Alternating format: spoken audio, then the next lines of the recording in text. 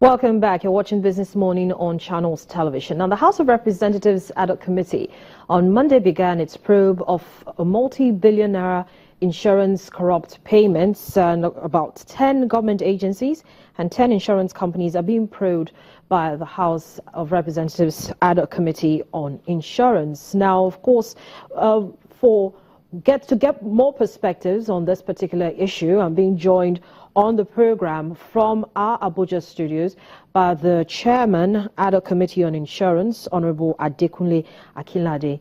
Good morning to you, and thank you so much for joining me on the program. Good morning. So, Honorable, talk to us about this process. Let's get a sense of how this all started. Definitely there would have been investigations to this effect, but what was the basis for the investigation by the committee in the first place? Yeah, thank you. Sometime in March 2016, the House received a petition from some brokerage firms who were not comfortable with the way the selection processes in the MDAs when it comes to insurance covers were being carried out. Their concerns were that few companies over the years continue to get all the businesses, even after they've put in their pre-qualification, they'll do all their pre-qualifications, put in all their documents. One morning you wake up, you just see a list of companies getting a certificate of no objection from BPP, and they give them the jobs. And they were concerned, and they felt, well, under the new administration of His Excellency, that things have to be done differently, and they petitioned one of our colleagues, Honorable Prestige OC from Abia State, and it took us about 5 months to carry out preliminary investigation, gathering information and data, and sometime in July, he raised this as a motion on the floor of the House, and the House adopted it, and this ad hoc committee was set up to investigate this monumental alleged fraud in the sector, and that's what we started yesterday, Monday, with the first set of companies that we've invited to come and tell us exactly what they are doing and what they've done so far. So in your investigation, how far back did you do the investigation? Was it just for a period of 5 months? Well, how far back did this investigation go?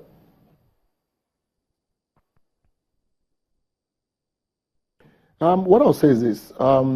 Before now, I think previous assemblies, previous like 7th Assembly and all that had looked at the insurance sector, but because before now the insurance sector was under the House Committee on Finance, which is just a subsector, and nobody has actually looked at insurance as something that anybody could actually bring anything out of.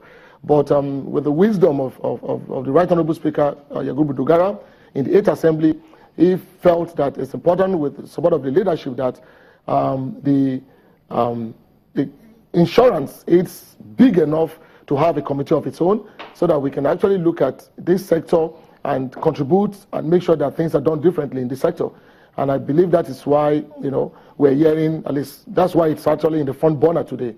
If insurance was still under the House Committee on Finance, it would have just been a sub-sector and nothing would have happened to this day. So it's something that's been there, only that because it hasn't gotten the type of attention it deserves, that's why we haven't had so much to date. So in putting together this, in starting this probe and ensuring that insurance gets a forefront in the scheme of things, where does the regulator, that's the National Insurance Commission, now where does it come in? Did you work very closely with the regulator to get through to this process? Yeah, thank you. I think what this committee did immediately the committee was inaugurated was to approach the regulator on ICOM, and I must say very openly here that Alhaji Mohammed Kari has been very supportive, and I believe the agency itself had been very supportive to this ad hoc committee. What we did was to write different MDAs and all the 58 registered insurance companies in the country, and we reached out to NICOM to please provide us with, because if you're not licensed to operate in the first place, because we have to look at that. If monies have been paid out to people, how are this money paid out? We know they don't carry cash. There has to be ways these things are done. And we had to look thoroughly, and we discovered that over-invoicing is one of the ways. We discovered that engagement or doing business with non-licensed brokers and agents, as the case may be, are one of the ways that they use a conduit process where they used to move this money back to these individuals or group of persons.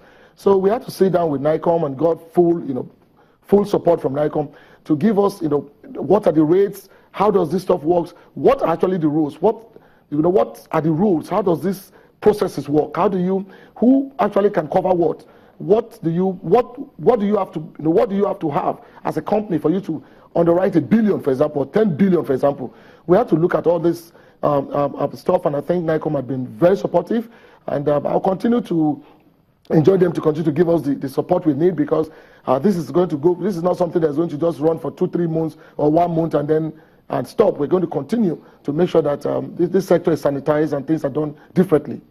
So, Honorable, for you, and having that conversation with NICOM, do you think that maybe there should also be searchlights beamed on NICOM at this time? Because that's what a lot of people will say, because it's the regulator. It seemed to have just allowed a crack in the wall and allowed these things to slip through. Do you think there should be a probe as well of NICOM? And is there any plan to probe other insurance companies aside from the 10 that are on the committee's list? Thank you, Arret. Let me put it this way. I believe NICOM is doing a great job, honestly. I believe I've spent the last couple of months with them, with some of the most brilliant minds you can think of in the industry. You see, the challenge is the MDAs. The challenge is the government, not NICOM. Let me give you an example. The Office of the Head of Service of the Federation. This is an office that underwrites all the group life, for all the government, all the MDAs in the country, running into tens of billions annually. And if you look at the process, the selection processes, how they come about picking these companies that actually do this, it's absurd, honestly. What we've discovered, the infractions that this ad hoc committee has established, it's mind-blowing, honestly. And we are looking deep into it. So it's not about NICOM. If you probe NICOM from today to tomorrow, if the same structures and the same people, the same processes they use in selecting the insurance underwriters are still there, nothing's going to change. And NICOM is handicapped. What can NICOM do? If, take for example, can NICOM put any position above the Minister for Finance? Of course not. He can't. That's what they can do. So, and that's where the role of the Parliament is coming in now. And we must give kudos to the Right Honourable Speaker and the leadership of the House that to have taught this right at this point in time that this is what we need to do. This is not about these 10 insurance. We're looking actually at 40 insurance companies and more than 120 MDAs that we're looking at, and other government statutory corporations. So we're looking at a lot of them. We're looking at all these monies that have been received, who received these funds, how were these funds disbursed, who collected what. Or yes, we don't have the powers to prosecutorial power to prosecute anybody, but we've written to EFCC, we've written to other government agencies empowered by law that ours is to establish, which we're doing now, I believe we continue to do, to establish that monies were collected, monies were paid back to individuals, and I believe that once those infractions are established, I'm very sure that we'll pass this over to the relevant government agencies to investigate who actually collected those money, who those monies were paid to. And I believe EFCC will do a great job in that regard. My colleague, the chairman of financial crimes in the House, Honorable Bukai Odoladile, is working closely with me on this matter. So I believe things will be done differently. We are looking at about 40 insurance companies. We're looking at over 100 MDAs. So what we've done is to pick 5 insurance companies every Monday and Fridays, 5, so 10 every week. If we do the 10 for this week, by God's grace, by next week, we're going to look at 10 MDAs that did business with these insurance companies.